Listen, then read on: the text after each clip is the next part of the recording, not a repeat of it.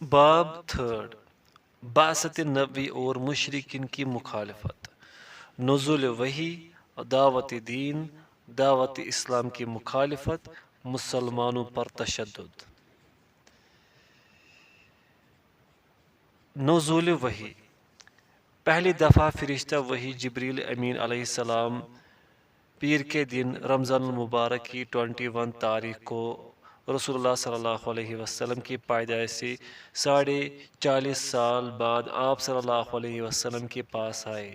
اس وقت آپ غار حرا میں عبادت میں مشغول تھے۔ وہ آپ سے کہنے لگے پڑھیے۔ آپ نے کہا میں پڑھنے والا نہیں ہوں۔ رسول اللہ صلی اللہ علیہ وسلم فرماتے ہیں اس فرشتے نے مجھے پکڑ کر زور سے دبایا جس سے مجھے بڑی تکلیف ہوئی، پھر اس نے مجھے چھوڑ دیا اور دوبارہ کہا پڑھیے۔ میں نے کہا میں پڑھنے والا نہیں ہوں۔ اس نے دوبارہ مجھے پکڑ کر زور سے دبایا حتیٰ کہ مجھے شدید تھکاوٹ پہنچی، پھر مجھے چھوڑ دیا اور کہا پڑھیے۔ میں نے کہا میں پڑھنے والا نہیں ہوں۔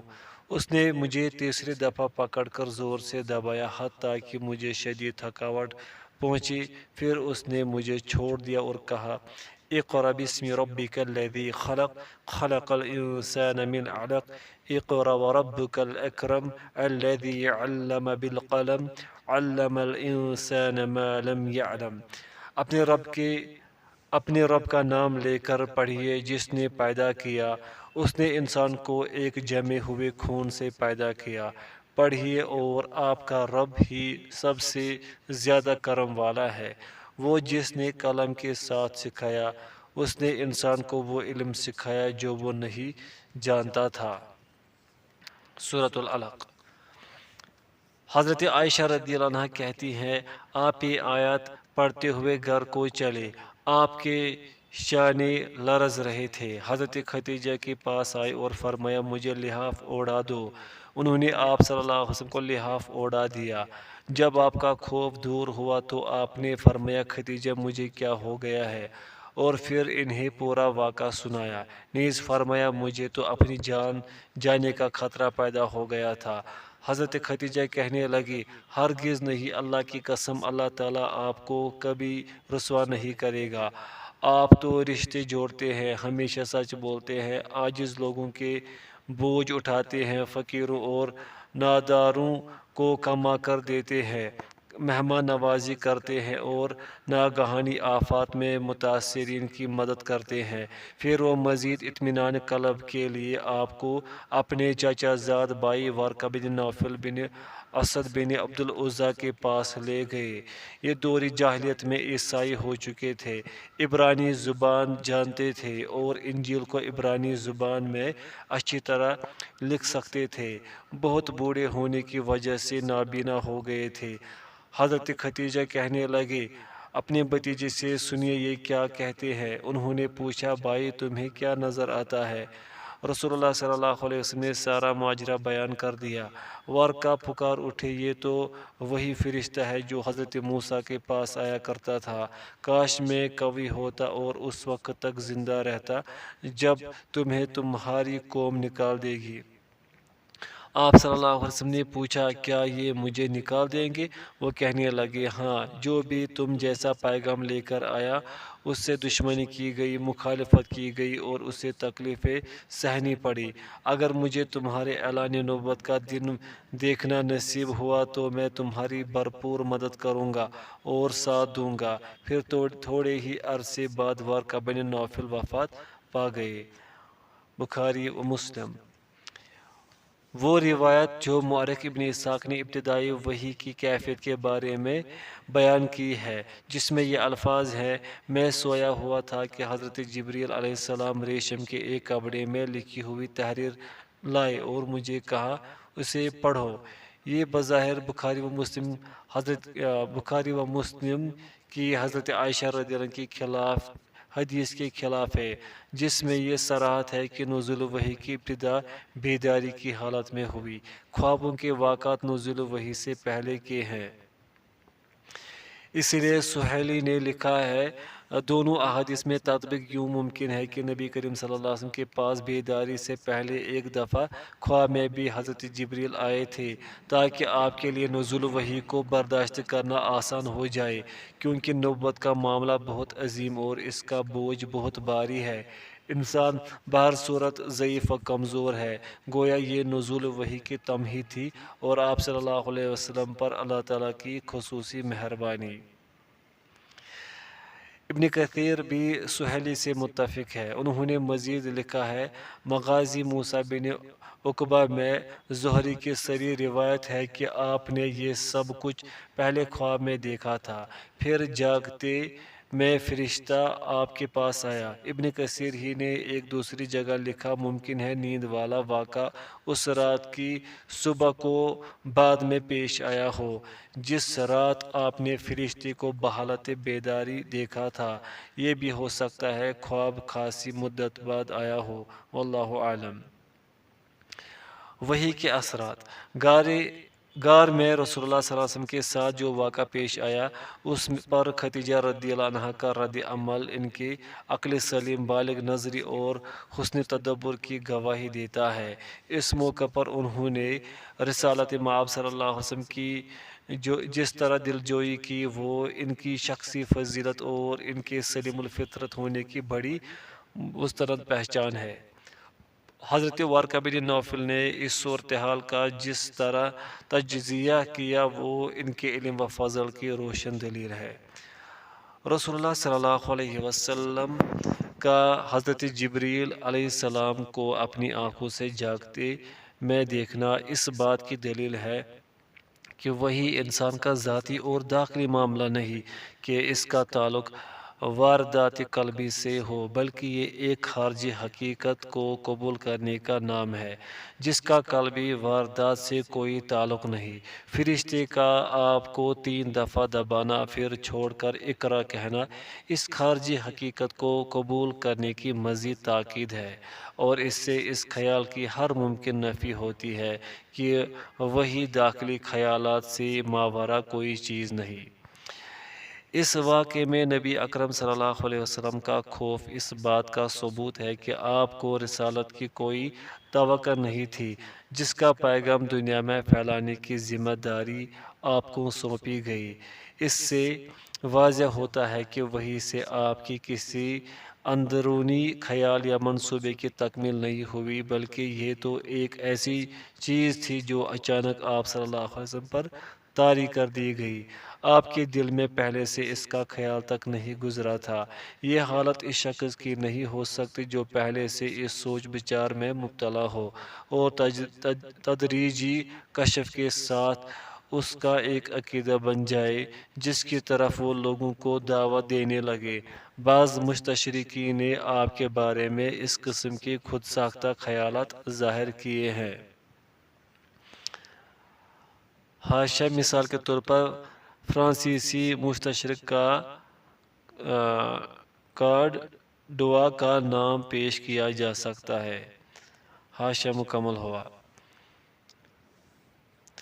اللہ تعالیٰ اس بات پر قادر ہے کہ اپنے رسول صلی اللہ علیہ وسلم کے دل کو مضبوط کر دیتا اور اسے اطمینان دلا دیتا کہ تجھ سے کلام کرنے والا جبریل ہی ہے، اور وہ تجھے یہ بتلانے آیا ہے کہ تو بنی نوع انسان کی طرف اللہ تعالیٰ کا رسول ہے۔ لیکن اللہ تعالیٰ کی روشن حکمت یہ چاہتی تھی کہ بعثت سے قبل آپ کی شخصیت اور بعثت کے بعد آپ کی شخصیت میں مکمل فرق واضح کر دیا جائے، اور یہ بات اظہر من الشمس ہو جائے کہ اسلامی عقیدے کے ارکان میں سے کوئی رکن اور شریعت اسلامیہ کا کوئی بھی مسئلہ اس سے پہلے آپ کے ذہن میں نہیں آیا، نہ کبھی آپ صلی اللہ علیہ وسلم کے دماغ میں اس کی دعوت دینے کا کوئی تصور گزرا۔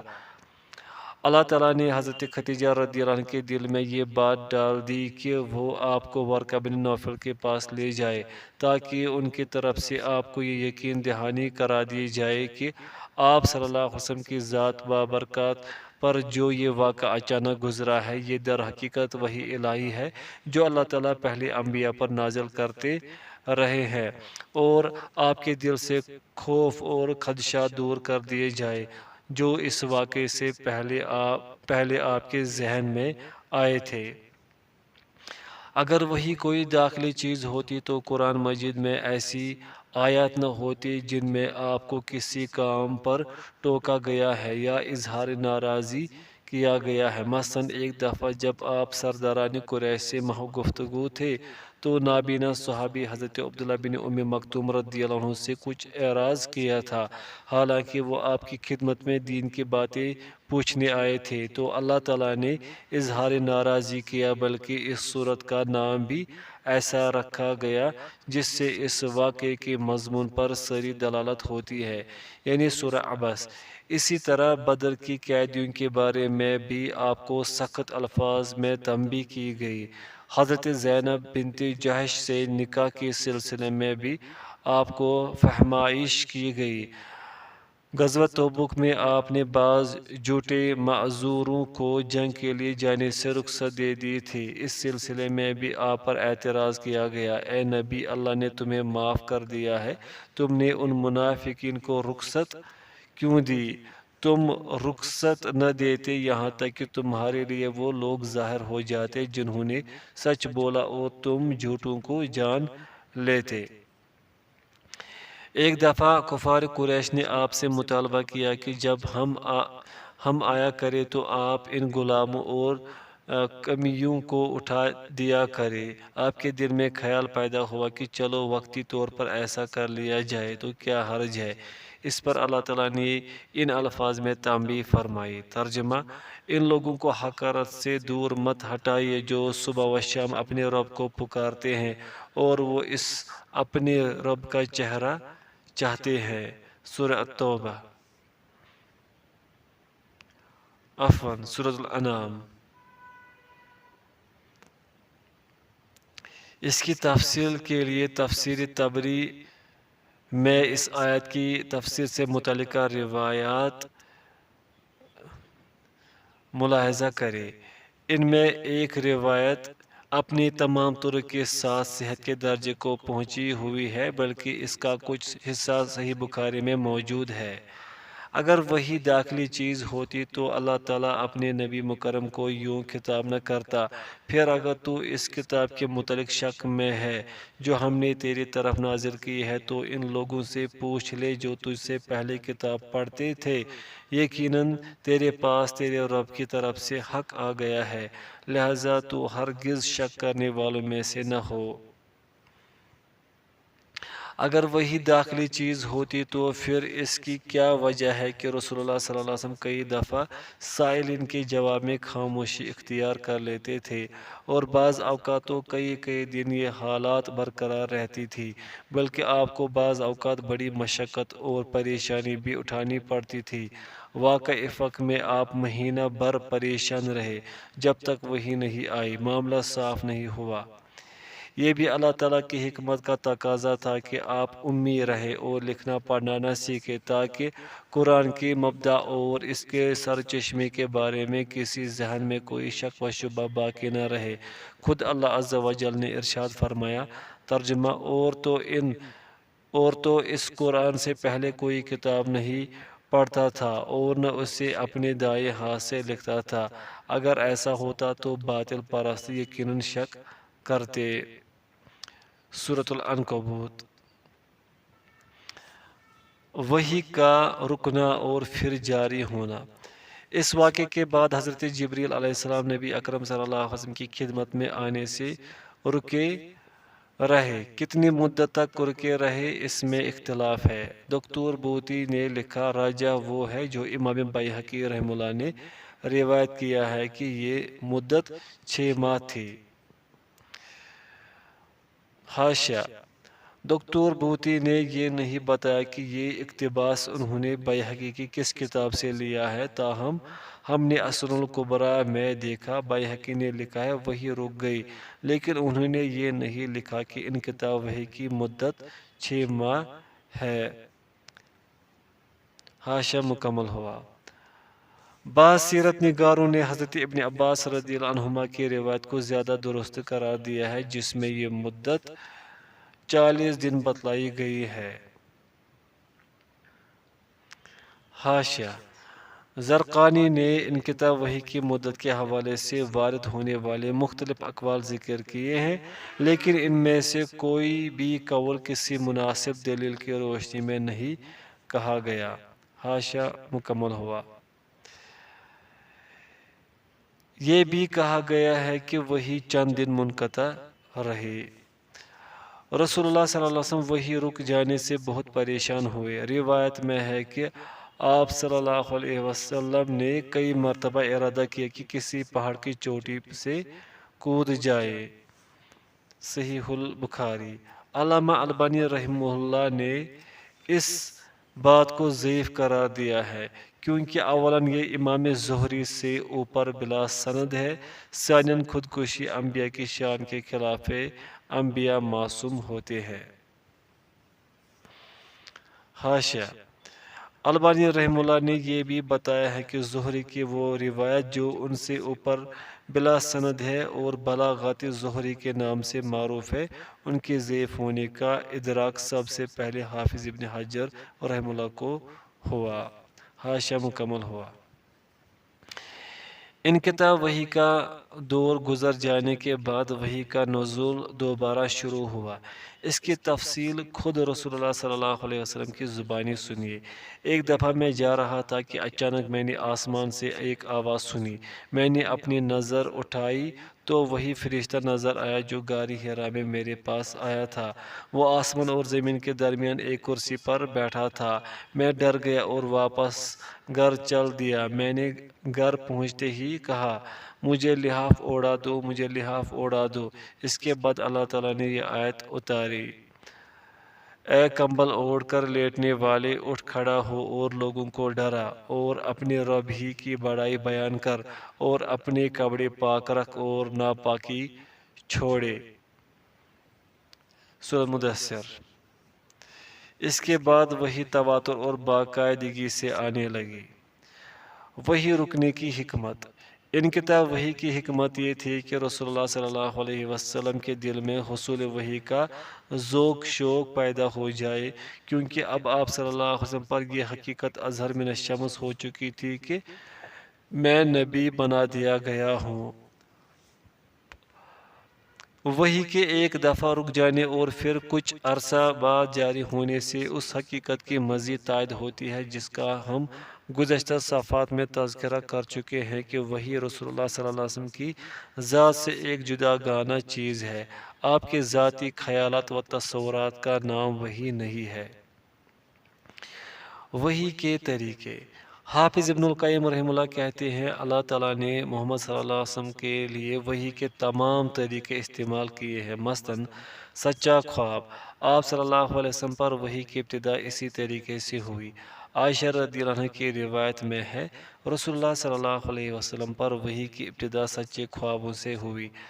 آپ جو خواب بھی دیکھتے وہ روز روشن کی طرح رونما ہو جاتا۔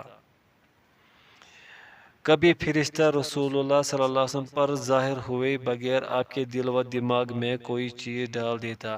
خود نبی کریم صلی اللہ علیہ وسلم نے فرمایا، روح القدس نے میرے دل میں یہ ڈالا کہ کوئی شخص اس وقت تک فوت نہیں ہوتا جب تک وہ اپنا پورا رزق حاصل نہیں کر لیتا، لہذا اللہ تعالیٰ سے ڈرو اور حلال اور اچھے طریقے سے رزق طلب کرو۔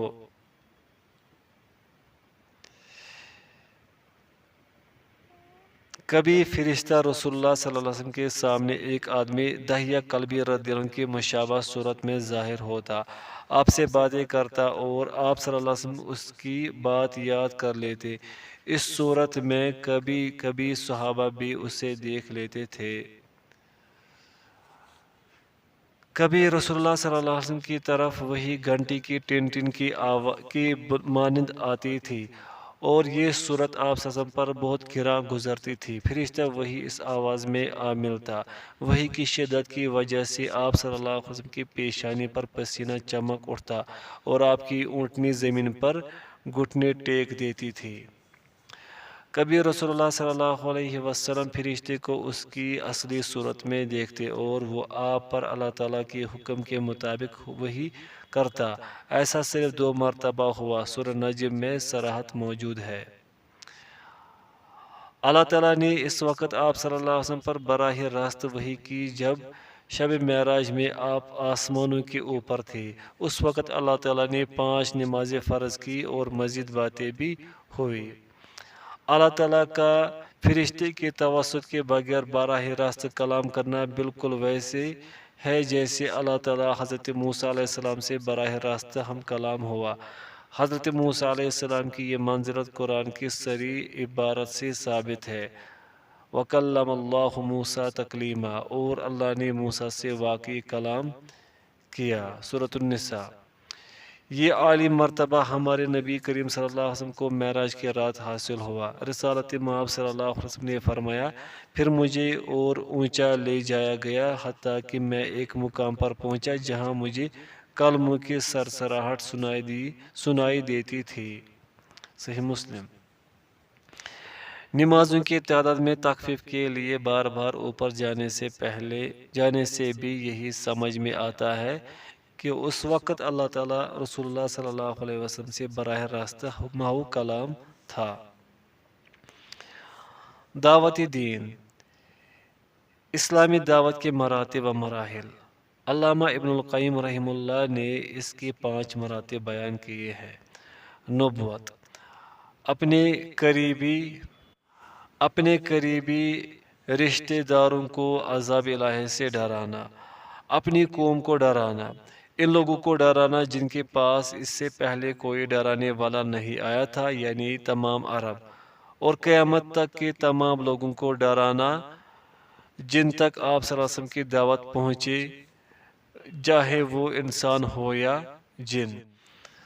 دعوت نبی کے مراحل۔ پہلا مرحلہ خفیہ دعوت دینا، یہ مرحلہ ابتدائی 3 سال تک جاری رہا۔ دوسرا مرحلہ علانیہ دعوت دینا لیکن لڑائی سے پرہیز کرنا، یہ مرحلہ ہجرت مدینہ تک جاری رہا۔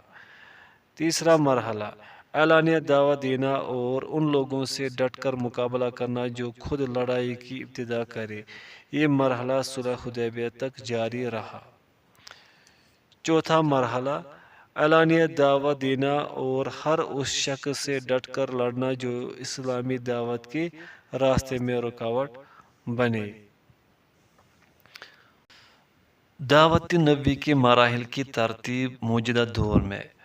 رسول اللہ صلی اللہ علیہ وسلم کے ان مراحل دعوت سے ذہن میں ایک سوال پیدا ہوتا ہے کہ کیا موجودہ دور میں حکومت اسلامیہ کے قیام کی خاطر دعوت کا کام کرنے والوں کے لیے ان مراحل کی بلحاظ ترتیب زمانی مرحلہ وار پابندی ضروری ہے؟ اس سوال کا جواب نفی میں ہوگا کہ موجودہ دور کے داعیان اسلام کے لیے ان مراحل کی پابندی ضروری نہیں جن سے رسول اللہ صلی اللہ علیہ وسلم کو گزرنا پڑا، کیونکہ ان مراحل کی یہ زمانی ترتیب من جانب اللہ مقدر میں تھی، اس میں کسی انسانی کاوش کو کوئی دخل نہ تھا۔ پس درپیش معاملات سے عہدہ برآ ہونے اور حوادث زمانہ کا مقابلہ کرنے کے لیے تحریک اسلامی کو ان مراحل کا پابند کرنا درست نہیں۔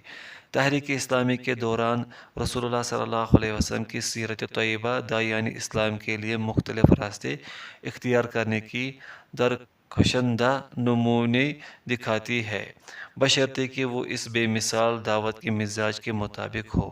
دعوت دینا، مدد و نصرت طلب کرنا یا ہجرت کرنا تو وہ وسائل و ذرائع ہیں جو رسول اللہ صلی اللہ علیہ وسلم نے دعوت و تبلیغ کے لیے مخصوص حالات میں اختیار کیے۔ مثلا ہمارے موجودہ دور میں مغربی غیر مسلم جمہوری حکومتیں کسی بھی دین اور مذہب کے داعیوں کے راستے میں کوئی رکاوٹ نہیں ڈالتی، اس لیے اب خفیہ دعوت دینے کی کوئی ضرورت باقی نہیں رہی۔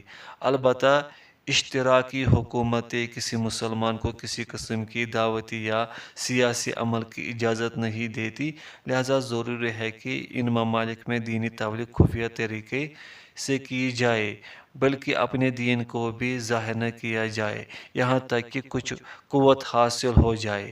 ایسے حالات میں سری دعوت اختیار کرنا مجبوری ہے۔ اسی طرح اگر حکومت کا تقاضا ہو کہ دین کا کوئی کام خفیہ کیا جائے اور کوئی اعلانیہ، تو اس میں بھی کوئی حرج نہیں۔ مثلاً ان ممالک میں جہاں مسلمانوں کو محدود دائرے میں اپنا کردار ادا کرنے کی اجازت ہے، فی الجملہ دین کا یہ فریضہ خفیہ طور پر بھی ادا کیا جا سکتا ہے، اور حالات سازگار ہوں تو دعوت و تبلیغ کا کام اعلانیہ بھی کیا جا سکتا ہے۔